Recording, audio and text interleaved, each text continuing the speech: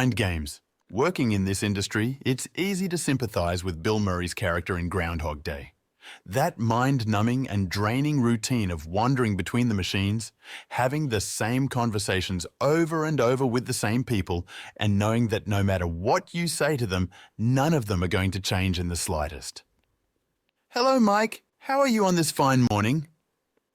At the sound of the voice, I freeze where I am. The tray of empty glasses and coffee mugs I'm holding shakes a little as a cold chill runs through me. That voice, I haven't heard it in so long, but who could forget? I turn and spot him. Julius. Sure, enough there he is in that charcoal or possibly grey, I can never tell, suit that gives him the impression of a particularly sombre funeral director or a Tory politician who's spent too long making the same old speeches for the same old audience. That conservative part of his silvery greyish hair and the old-fashioned glasses give him the air of someone in authority, and when he speaks, he sounds like some pompous English tosser. I get behind the bar and start organising a few things. "Could I trouble you for an English breakfast tea then, please, Mike? You know, only if it's no trouble, my good friend." "Sure, Julius," I reply with a smile and try not to grind my teeth. No trouble at all. And it really isn't any trouble. After all, it's my job to provide the customers with free tea and coffee. But when a customer asks for several teas in the space of a few hours and doesn't play the machines well, that gets on all our nerves. And by God, this man can talk some shit. "Did you RSVP and confirm your presence at my impending wedding?" Julius asks me as I hand him the cup of tea. "Yeah, of course," I reply. "I love a royal wedding. Only thing is, I don't have a tux, so I'd have to rent one on the day or the day before." "What date did you say it was going to be?" This question always stumps him. "I was thinking mid-year, perhaps," Julius replies seriously. "Margaret wants a spring wedding, though. It'll be a grand event, I'm sure. I do hope all the staff from the club shall be in attendance. Of course, after the wedding we'll need staff on around the palace. Butlers, maids, cooks, and all the rest. I could put in a good word for you if you'd like." This guy, Julius, is probably 40-something at least, and I've heard he still lives with his mum. Despite this, he has this bizarre fantasy he's convinced himself of that he's about to marry Princess Margaret and live the good life. Even though I watched Titanic with my then-girlfriend, I just don't see the upper class sinking to the level of dating us commoners. Royalty and the rich and elite don't mingle with the common herd. Prince Charming doesn't hook up with the chimney sweeper's daughter. No, he marries some hot European duchess. "Then there's the issue of children," Julius continued. "I come from a big family, so I'd want to have children. They'd be in line for the throne, and that brings up the question of what happens if we have a girl or a boy." "Uh-huh," I reply, somewhat weary. Even surrounded by all these deluded mug punters with their daily fantasies of winning it, big nothing can compare to the delusions of grandeur this meek, conservatively dressed, middle-aged idiot can spout to me with a straight look on his face. It would be so easy to shoot him down too, but I've come to learn that I really enjoy messing with all the customers. It's about the only satisfaction I get out of the job. I thought aloud then. I'd have to take some time off work to attend the ceremony. And you'd have to think of a best man too. George might be available, but then he'd probably not be able to take the time off as well. Then there's the other question, would you have the wedding here or over there? Because if you want all the guys and girls from the club to be there, then having it here would make more sense. Unless Margaret is going to pay to fly us all over there. But that could be... At this point, George appears by my shoulder from behind the bar. Shit, he must have heard our conversation. Oh, great, now I'm in for it. "Mike," George whispered conspiratorially in my ear then, "what have I told you about encouraging Julius?" "I didn't think he would come back after," I heard George say under his breath then. "Ah, yes. After the time Julius crashed a wake. That's the sort of thing that tends to stick in your memory, along with the memories of those who were doing the grieving at the time. It's one thing to crash a funeral of someone you don't know, but it's another thing entirely to try and give a eulogy for that person as well. But George's job takes him away again happily for me, and I return to my enabling. Say Julius, I say then. Suppose you have a child and he's not, well, not all there if you know what I mean.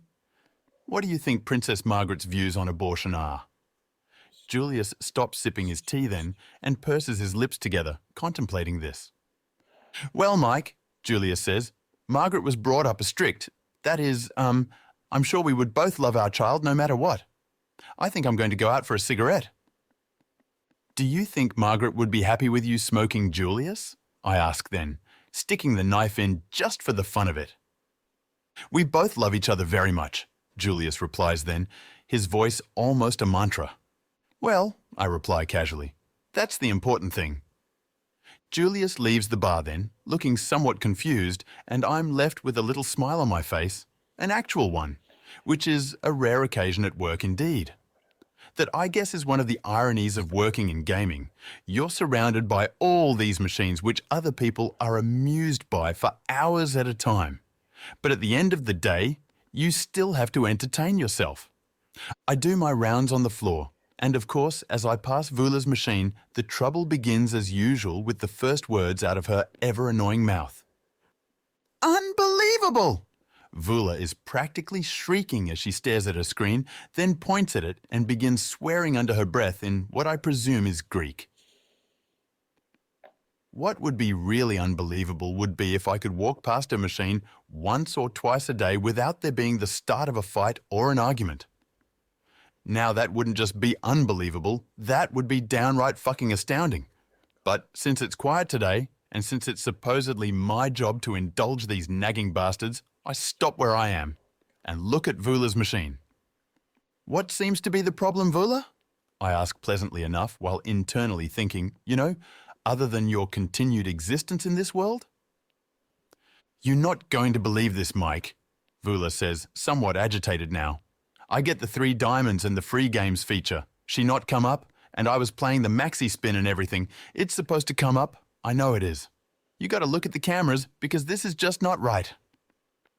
Naturally, it's not my position to look at the cameras. That's what a supervisor like George or Christine or one of the other suit and ties will do whenever there's a dispute. I know if it was my job, I would sit there with popcorn and a drink as I gazed at the security footage of the machines, looking at all the suckers and just laughing to myself at their temper tantrums, their anger and disappointment. Days of our lives has nothing on us. Usually, I might handball something like this to George, but I'm almost certain I can point out how wrong Vula is. I take my keys and turn them in the machine, watching as a menu screen appears where the electronic reels used to be. How many spins ago was this, Vula? I ask, and she begins thinking to herself. Had to be 2 or 3 spins, I think, Vula answers. Couldn't have been more. So I go through the motions of playing out the last 5 spins of the machine. A great feature this, since any time there's a dispute, we can look at it and point out to someone the errors of their ways, a personal favourite hobby of mine. So, you say you got the 3 diamonds and the free games feature still didn't come up? I ask Vula to reiterate then. I put emphasis on the words you say, challenging her with the inflection and tone in my own subtle way. In a conversation, it's not what's said, but what's implied where the fun lies. What's not said is, I think you're full of shit, Vula. As usual, while I can't say it, I let my questioning tone ooze suspicion. Yes, that's what I said, Vula answers, and so I press the magic button on the screen and we watch the reels pass by. On the 3rd spin, I see 2 diamonds pop up and Vula says, See, there's the 3 diamonds right there. I see 2 diamonds, Vula, I reply while looking at the screen. I look over all the little symbols to check I haven't missed anything as the screen is paused in the middle of the replay. Yep, I repeat. Definitely only 2. Shame about that. And here I point at the top of the machine and some of the numbers. I mean, just look at what the jackpot is up to at the moment. I've got a feeling that's due to pay off any time now. And I smile at her contentedly as if I've done my civic duty by helping her out.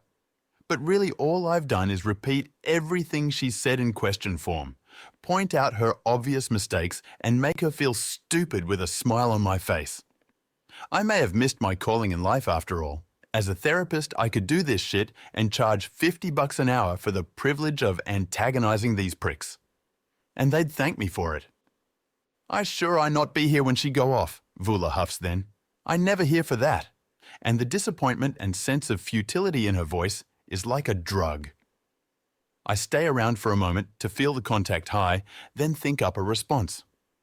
You've just got to be in the right place at the right time, Vula, I answer half-heartedly, and then make my exit. Stage right. That's one of my favorite cliches, the old right place at the right time line. Sometimes I will mix it up and say, you know, luck is a lot like being struck by lightning. You've just got to be in the right place at the right time. It's funny for a number of reasons. Number one, because anyone who's been struck by lightning and actually lived probably doesn't think of themselves as being too lucky. And number two, because though it's not said, it's implied that their chances of winning big with these machines are about the same as being struck by lightning, while they're inside, sitting on the toilet. Another one of my classic lines is, you know, they say you're either lucky with money or lucky with love. Internally, as I say this, I'm usually finding myself thinking, who the hell could love these people? For one, they all look so ordinary and plain. I've stared at page after page of these chumps in our little self-excluded members book. They all have the same ordinary to ugly look about them, as if even their faces and bodies have given up hope. Perhaps their mothers could love them. On a good day. Nothing at all like the ads you see where young, sexy people are celebrating, having fun and partying as one of them has a win. This is the reality.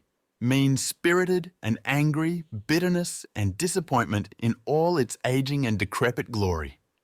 Vula, Angry Joe and Julius, they're our cover girls and the MVPs in a world full of losers. And that's saying something. Edith is at her usual machine once more, and though she's engrossed in what's going on as I pass by, I hear her say, "Oh, hello, love. How are you, Mike?" "I didn't think you saw me, Edith," I reply. "How did you know it was me?" For once, her hearing aid seems to be working. "I can smell your aftershave. It's the same one you had on the other day." "Ah," I reply, "that was the giveaway." And I make a mental note to either change my aftershave or perhaps to just stop showering for a while so I can blend in with all these other old farts out on the gaming floor. "What's that, you say?"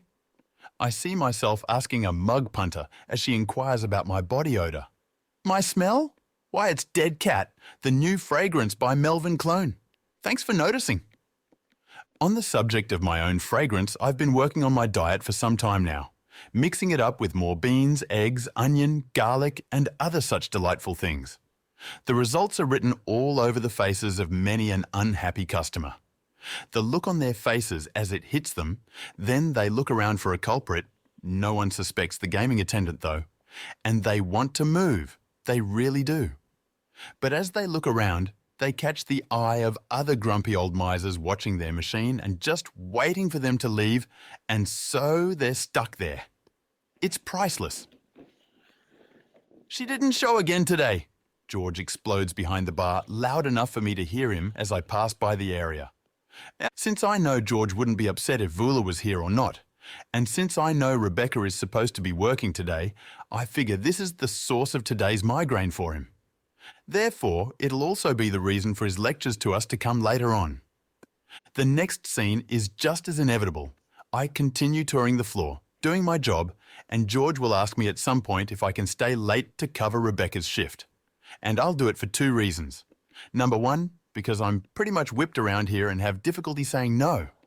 And number two, perhaps the more sad truth that I just don't have anything better to do at the moment. No phone beeping with texts from girls or friends to catch up, no social schedule to keep. And then the start of the new month will roll around and I'll see pictures up on TV displays all around the club of some dumb bimbo whose father or mother is a club president, who has a nice smile and an even nicer set of, personality. And the caption underneath will read, Employee of the Month.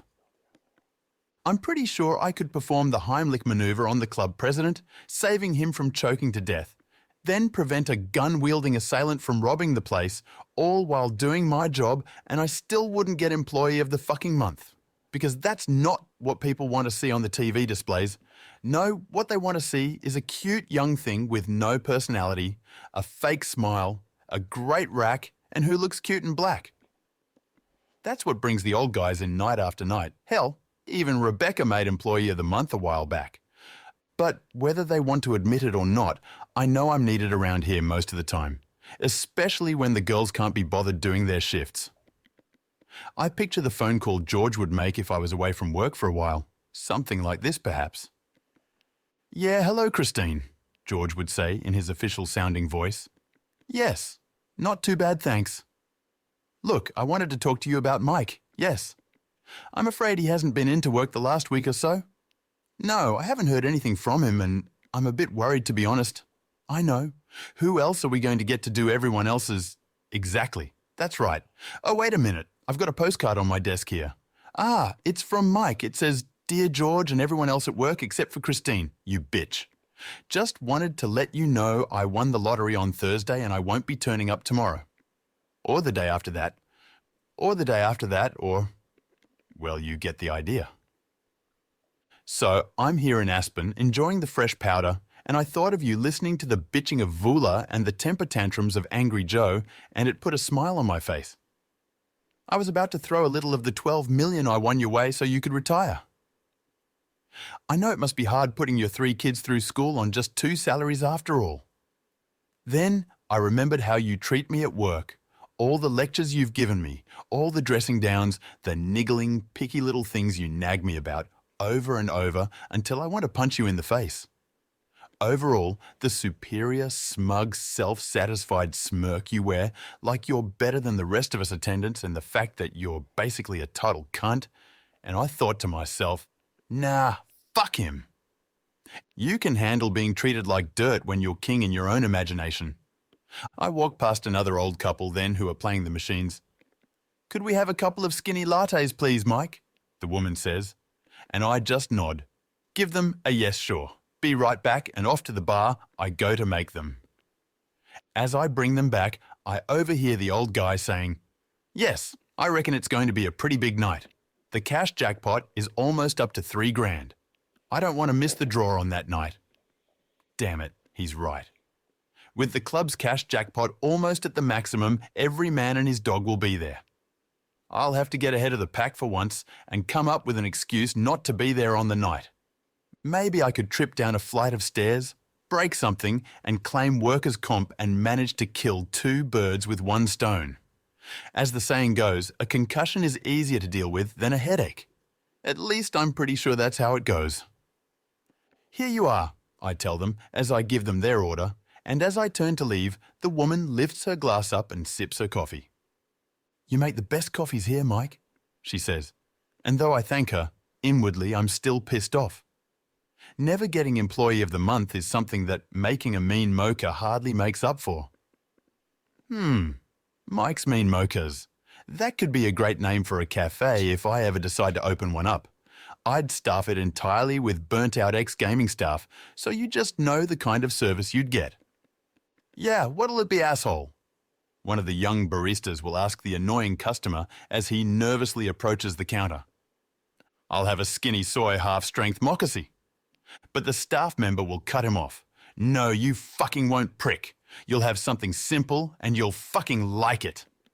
I knock off in 5 minutes and I don't have time for that shit. At that point, I'll approach the staff member looking cross and the customer will expect a reprimand. He's about to be surprised. "Look, Jason, I know you've only been with the company a few weeks, but you just missed a perfect opportunity to throw in the company's catchphrase." "Shit, Mike, I'm sorry," the young staff member will say earnestly, and then he will turn to the customer once more and smile. "Mike's Mean Mochas. If you can guess which one I spat in, you get it for free." I go back to the routine then, doing laps and circuits of the gaming area, weaving in between the rows and banks of the machines. Beyond the tinted wall-to-ceiling windows lies the car park, and beyond that freedom. Until the next shift, of course. Julius is sitting talking animatedly with a middle-aged gentleman in casual clothes out in the smoker's room at the back of the venue. Since my hands are free of empty coffee cups and I like to be seen from time to time to appear to be doing something at work, for the benefit of the cameras. I head out to the smoker's room and clear it of said cups and dishes while I listen to Julius fill the air with his utter bullshit. That's right, Julius is saying. I've discovered 300 types of cold fusion. The first type I collaborated with the Russian government on, and from there, the idea just grew and grew. You see, it all comes down to... But the other guy, Chris, I think his name is, begins snickering and laughing. Do you think I'm a total fucking idiot? Chris says, and I almost chime in. Well, you're here 5 times a week, aren't you? And really, Julius, Chris continues then, I mean, the Nobel fucking Peace Prize? What, did they give you that for being the world's biggest bullshit artist or something? You've got to start living in the real world, man. Chris stubs his cigarette out and shakes his head at me as he goes back inside, leaving me with Julius as I finish clearing things away. For a moment, I'm half tempted to continue my mild-mannered heckling and enabling of his deluded fantasy, but just then I overhear a message through the sound system. Mike, can you please come to the cashier's? Thanks, Mike. And so I head inside once more and drop my tray off at the bar, then approach the cashier's counter. I forget her name, and unluckily for me, she's forgotten her name badge. I spot one with the word trainee written on it as I am taking in the sight of her fit young body while she looks down at a sheet of paper. Mike, can you please go and refill machine 23? She asks me, and I take the coin container and slip of paper. Sure, I reply. You're working today? I thought I saw Rebecca's name down on the... Yeah, George called me in, she replies with a bitter half smile. I think Beck's on her way out. I heard Christine call her up today and ask to meet with her. That can't be a good sign. A shame, I say half-heartedly as I'm leaving. I kind of liked her. Cynical sense of humor. I finish the thought to myself with a grin as I trudge off to the machine. And of course, fate being the cruel bitch that she is, it's Vula waiting at the machine for me. I knew it. I knew it, Vula is saying confidently. The machine. She's empty. That's why she's not paying out. And naturally, as with before, she's 100% wrong. Whether or not the hopper has coins in it has nothing to do with whether or not it's going to pay out in the near future. Saying something like that would be like me standing at a bus stop, looking up at the sky and declaring, See, it's bloody raining. That's why the damn bus is late again. But since trying to introduce common sense to a place like this would go down as well as teaching evolution at a Christian college, I refrain from pointing out the errors of her ways. For now. As I'm refilling the machine, I spot a few dollar coins lying at the bottom and I pick up them, pretend to put them back in the hopper then. With my hand still closed, I turn the key in the door as I close it, slipping it all into my pocket. It's fast work and done correctly, something the cameras can't pick up. The trick to stealing in this industry is knowing A, how much to take B, where to take it from, and C, where the camera's blind spots are so you don't get caught. Taking a few coins from inside of the odd machine doesn't make much of a difference because, though the hoppers get weighed every now and again, a buck or two's difference can be put down to any number of things. A cashier punching in the wrong amount, a canister that weighs a fraction too much or too little. And so, they're easy pickings. I don't like it when that Millie is here, Vula says after my work is done and I'm about to leave. I never win when that woman is here. You never win, period. I'd like to point out to her, but don't.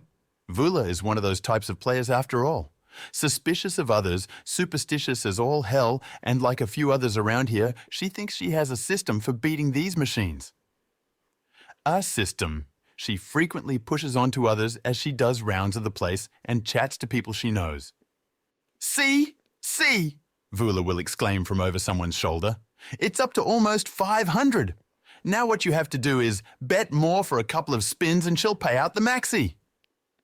And you just know the person sitting there thinking, well, if you're so fucking sure of it, why don't you try it yourself? Funny how the people with these systems are always the ones complaining about how much they're losing. I had to laugh, in fact, for just that reason when I heard about the author of Rich Dad, Poor Dad filing for bankruptcy. Irony with a capital I. A guy gets rich with a book telling others how to manage their money and get rich, and he goes broke. It was just too much, more like Rich Dad, Poor Schmuck. I return to the cashier. We make small talk for a bit, until I spot George heading over to ruin our semblance of fun, and I go back to doing circuits of the gaming floor. Out in the back room outside, the smoker's room, Julius is sitting at a table by himself, no doubt waffling onto the poor bastard sitting at a table in the other corner, texting and sipping his coffee. Back in the day, or so I've been told, Julius used to be an accountant. Then, at some point, he went and had a nervous breakdown, and apparently he just hasn't been the same since.